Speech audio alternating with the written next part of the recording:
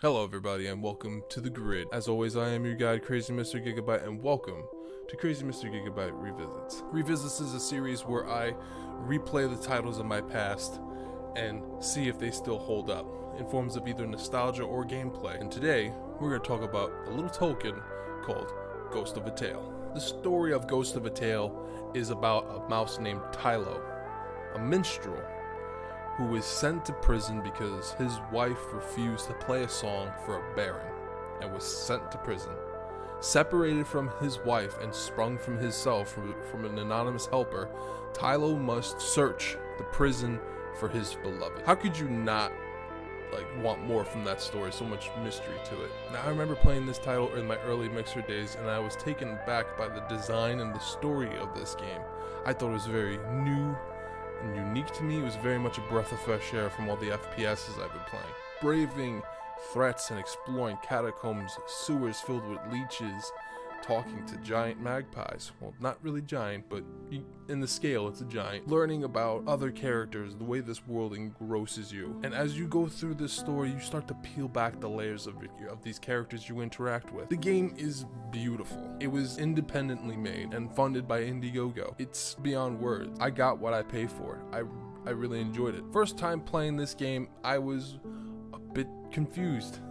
I was trying to get used to the mechanics. While I did get immersed in the world through dialogue, the puzzles are what really hindered me the first time around, because I thought it would be more complex or harder to perform in certain puzzles, because you know how some indie developers will make a puzzle super difficult just to extend the length and time of play in a game. And most of these puzzles sometimes are really just on the nose, and you end up, slapping yourself in the face a few times because you're like, really? What the fuck? It's seriously a diamond in the rough, and people are really starting to catch on to this game now. When I came back to it a second time around, I welcomed this game with open arms, and I was very familiar from where things were placed, who to talk to. Some quests really went over my head. It didn't hinder the game at all. It was still like I was rereading a book again, coming back to it, just with a different pair of eyes. But if you're the type of player who likes fantastical worlds, huge larger-than-life characters and story, really pretty visuals, this game's really for you. This game went on to win Best Independent Game Award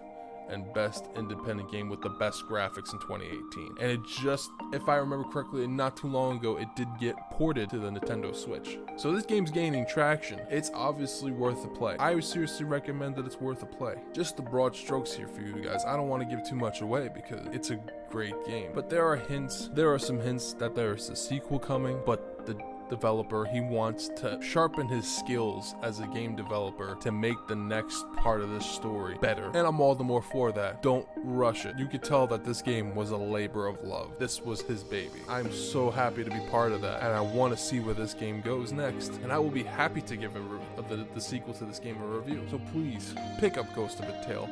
I give this game a resounding 8 out of 10 with a seal of approval. You will like this game if it tickles your interests. That was bad. That was a bad way of putting it, but you get my point. You pick it up when I put it down, right? Yeah? Cool. If you guys like this video, this isn't as in-depth as most of my reviews are going to be. This is just the broad strokes of games I've played before and see how they hold up now.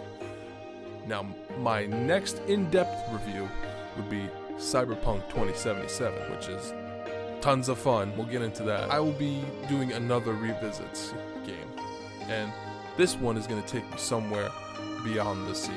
If you like this video, there's going to be more coming. I can't tell you how often, but there will be videos coming. But if you like what I'm doing here, please do me a favor, drop that like and subscribe. On top of that, you could also catch me on Twitch. You could also catch me on Sundays on my good friend Thomas Price's Twitch channel, Train Dozer, where we do our show, Two Bubs, One Stone, where we do movie reviews, and we also tend to play a game afterwards. So if you like movies and games and you're not doing anything Sunday, please feel free to stop by. Give us a follow. We appreciate you. As always, I am your guide, Crazy Mr. Gigabyte. Until next time you're on the grid, stay sharp.